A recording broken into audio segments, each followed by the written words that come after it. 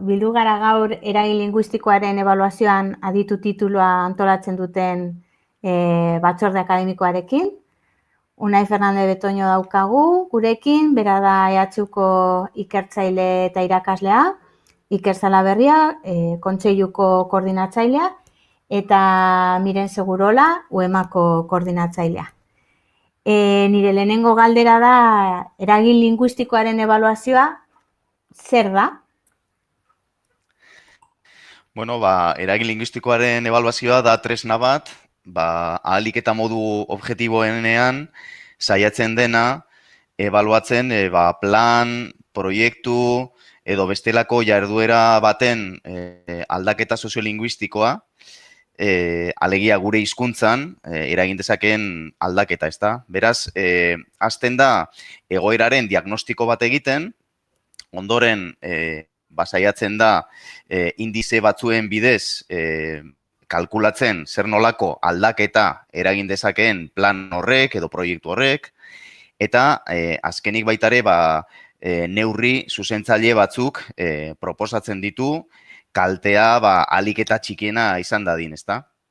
Eta baita ere, etorkizunera begira proposatzen ditu adierazle batzuk joateko neurtzen ea aldaketa soziolinguistiko hori bide honean doan, bide txarrean doan, ala nola doan. Ematen du zerbait berria, eta berria bada, baina kontuan hartu behar da baita ere ingurumenaren alorrean antzeko zerbait ari direla egiten azken 2 hamarkadatan, ezta? Duela 20 urte ingurumen inpaktuaren ebaluazioa nahiko gauza berria zen, nahiko gauza arraroa, baina gaur egun nik uste denok normaltzat jotzen dugu azpiegitura handi bat egin baino lehen neurtu egin behar dela azpiegitura horrek ze kalte eragin ditzakeen ingurumenaren gainean, ezta? Bueno, eragin linguistikoaren ebaluazioak bere egin nahi du berdin-berdina soziolinguistikaren alorrean. Eta zer dela eta formatu behar da eragin linguistikoaren ebaluazio horretan? Non dago hutsunea? Bueno, nik esango nuke nahiko zientzia edo nahiko disiplina berria denez, formazioa beharrezkoa dela. Kontuan hartu behar da, hau hasi dela legez gutxienez, 2016an, 2016ko udal legean, Euskal Autonomia Erkidegokoan, derrigortzen da, proiektu batek, edo plan batek, edo programa batek aldaketa soziolinguistikoak eragin baldin baditzake, haien eragina aldez aurretik ebaluatzera eta neurri preventiboak proposatzera. Beraz, hori derrigor bilakatu zen 2016an, duela urte bat, 2019an, Eusko Jaurlaritzak atera du dekretu bat, pixka bat gehiago zehazteko, LE edo eragin linguistikoa zertan datzan, zehazten du nork egin behar duen, noiz egin behar duen, baina hala ere, edukia ez da guztiz zehaztu. Beraz, uste dut UEMak eta kontseiluak Gipuzkoako Foru Aldundiarekin hasiera batean landu duten tresna, L hori, eragin linguistikoaren ebaluazioa, ezagutu behar dela, eta uste dute horretan formazioa beharrezkoa dela. Eta galdera horren izango litzateke orduan, udal guztiak daude behartuta eragin linguistiko hori neurtzera edozein obratan, edo ezberdintasunak daude bai udaletik udalera? Beno, pixkatu nahi aipatu duen eran, egin behar hori ezarri zuen lehen aldiz deitu zaiona 2016 legeak, hau da Euskadiko toki erakundei buruzko legeak, eta gerosiago EAeko 179/2019 dekretuak xehetasun gehiago eman ditu eta hor zehaztu da nola eta zein udalek egin behar duten. Bai, aipatu beharra dago hala ere, Nafarroan eta Ipar Euskal Herrian, oraindik ez dagoela horrelakorik egiteko bete beharrik, baina, hori, aipatu dugun bezala, bai EAen. EAeko dekretu horren arabera, udalerri guztiak dute, plan eta proiektu batzuk, egoera soziolinguistikoan izango duten eragin hori neurtzeko bete beharra, Baina, hala ere, dekretuak bereizi egiten ditu alde batetik arnasguneak eta gainerako udalerriak. Arnasguneetan plan eta proiektu guztiek izango duten eragina da neurtu behar dena, eta beste udalerrietan aldiz, hirigintzako plan mota batzuk, turismo planak, eta gero merkataritza eta industriaguneak eraikitzeko proiektuetan aplikatu behar da eragin linguistikoaren ebaluazio hori. Eta esan bezala arnasgunetan, guztietan. Baina hau ez da orain jaio, udalege honekin, nondik datorre bai hizkuntza eta lurraldea edo eragin hau lotzearen beharra?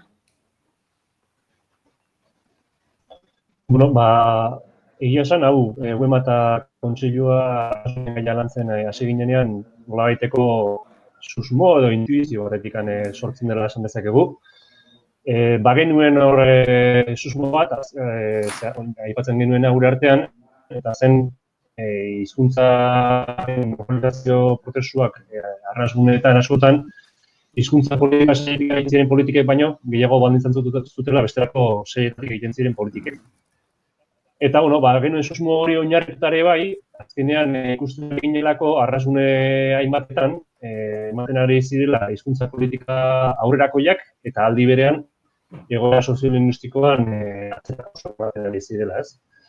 Gai hori esku hartan genuela, jaso genuen Gipuzkoako Foru Aldundiaren lankidetzarako aukera, eta pentsatu genuen, urekin batera, lau eragileen artean antolatzea lurraldea eta hizkuntza jardunaldiak, ez? Eta jardunaldi honetan, hain zuzen ere, aztertzen genuen lurralde antolaketak hizkuntzarengan eta bereziki arnasgunetan zuen eraginez. Eta, jardunaldi batetik bestera ikusi ahal izan genuen, nolabait azterketa desberdinak mahaigaineratuz eta froga empirikoak mahaigaineratuz, eragin hori bai ematen zela, eta nolabaiteko gure susmo hori maila batean konfirmatzen zela. Ikusi genuen, hainbatetan hitz egin izan dugun hizkuntza politikaren zeharkakotasuna begien bistan eta argikagoa zela gainera arnasgunen errealitatean. Eta testuinguru hortan plantatu genuen kalte hori ematen bazen, nolabait hainbat proiekturen bidez, komeni zela prebentzioz jokatzea eta kalte horri neurri hartzea, lehenago nahi aipatzen zuen bidetikan, eta kalte hori saihesteko edo murrizteko moduak bilatzea. Zentzu hortan, lurralde eta hizkuntza bigarren jardunaldian aurkeztu genuen eragin linguistikaren ebaluazioaren tresna. Tresna horrek, hain zuzen ere, lehenago Unaika ongi azaldu duen bezala, plantatzen duena da, aztertzea, ze kalte eduki dezaketen proiektu desberdinek udal horietan, eta kalte hori nolabait murrizteko edo saihesteko egokitzeko neurria plantatzen. Eta behin horra iritsita bizkat, nik aurrera begira bi kontu aipatu dituzte, ez? Aurrera begirako zen norabide jorratu dezakegu. Uste dut importantea dela LR-aren aplikazioa, L aplikatzen joatea udalerri desberdinetan, horrek gain zuzen ere, erakutsiko digulako edo agerian jarriko dugulako hizkuntza politikaren zeharkakotasun hori, ez? Guk nolabait aldarrikatzen dugu, baina ikusten dugu oraindik hori zabaltzeko dagoen ideia badela, eta hori zabaltzen den neurrian, politika publiko guztietan ikusiko da hizkuntzaren aldagaia aintzat hartu beharra, ez? Hortarako nik uste dut eleak egiten joatea eta eleak zabaltzea importantea izango dela. Eta aldi berean, eleak egiten ditugun neurrian, joango gara zabaltzen ezagutza banku moduko bat, egokitzeko neurri posibleen inguruan, ez? Horri uste dut ere importantea izan daitekeela. Eta bestetik, lurralde eta hizkuntzak jarraitu dute, jardunaldiak antolatzen jarraitu dugu, lau eragileak, eta aurrera begira guk beste buelta bat eman beharra ikusi dugu, ez? Ari garena gaur egun, prebentzioaren ikuspegiari buelta bat gehiago eman da, nolabait, proiekzioaren ikuspegia mahai gainean jartzen, eta nolabait garapenaren ikuspegia mahai gainean jartzen, ez? Alegia, arnasguneek garapen egokia izan dezaten, ze garapen eredu behar dugun, ez? Ari gara ikasten nolabait esateko garapen jasangarriaren paradigmatik edo, eta pixka bat horren arabera eraikin nahian gabiltza, arnasgunen garapen jasangarri baterako ikuspegi sozioekologikotik, sozioekonomikotik eta soziokulturaletik beharko genuken proposatu eta landu ez. Bai, eske bide horretatik ari nintzen orain pentsatzen, arnasgunetan eragin linguistikoaren ebaluazio horrek garrantzi berezia izango duela. Ez da bakarrik udalerri euskaldunak edo ez da bakarrik hizkuntza, baizik eta garapen horretan. Agian horrekin Mirenek ere zer badaka argitzia arnasgunetan dakan garrantziarekin. Mikroa dakazu, Miren, eskerrik asko. Bueno, esaten ari nintzen arnasgunetan euskara osasuntsu dagoela, esaten dugu, baina arnasguneak diren udalerriak beren izaeragatik, gainerakoak baino euskorragoak dira. Gehientsuenak, arnasgune gehientsuenak txikiak dira, herri txikiak dira, naiz eta koskorxiagoak ere badauden, euskaraz bizi dira, baina egia da euskaraz bizi direla askotan orain arteko arau soziala hori horrela izan delako, eta ez hiztun komunitatea kontzienteki euskara erabiltzearen aldekoa izan delako. Bai, euskaldunak eta euskaltzaleak, baina kontzientziatik ez dute erabili euskara, baizik eta arau sozial bat izan delako. Eta horrelako ezaugarriak aintzat harturik, esaten dugu guk udalerri horiek edozein aldaketaren aurrean hizkuntz ohiturak aldatzeko ere arrisku handiagoan daudela, eta horregatik dira hauskorrak. Horregatik diogu guk arnasguneetan garrantzia berezia hartzen duela kontu honek. Eta horrez gain, esaten dugunean arnasguneak euskararen berreskurapen prozesuan jokatzen duten papera garrantzitsua dela, arnasgune horiek bizirik mantentzea ezinbestekoa da guretzat. Eta pixket Ikerrek aipatu duen zentzu horretan, behar ditugu bizirik eta horretarako ari gara lantzen udalerri euskaldunen eta arnasgunen garapen jasangarriaren kontu hori ere. Eta horregatik dira, gure ustez, horrelako tresnak hain garrantzitsuak arnasgunetarako. Eta orduan, Unai, zu zuzendari zara bebai graduondoko honetan, baina nori begira dago graduondokoa?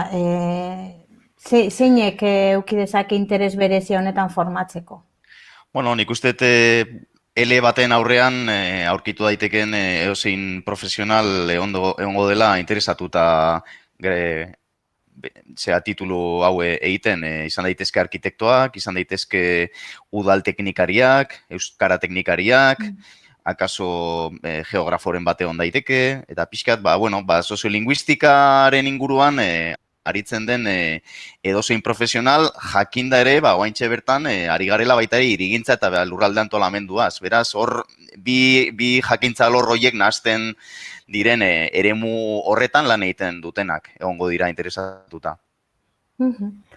Bueno, nire ustez lerro nagusiak jorratu ditugu, informazio gehiago behar izatekotan UEUren horria badago informazio guztia, EHUrako estekabe bai, ze titulua EHUrena da, eta besterik gabe, eskerrik asko hiruroi gurekin egoteagatik. Gero arte! Gero arte, eskerrik asko!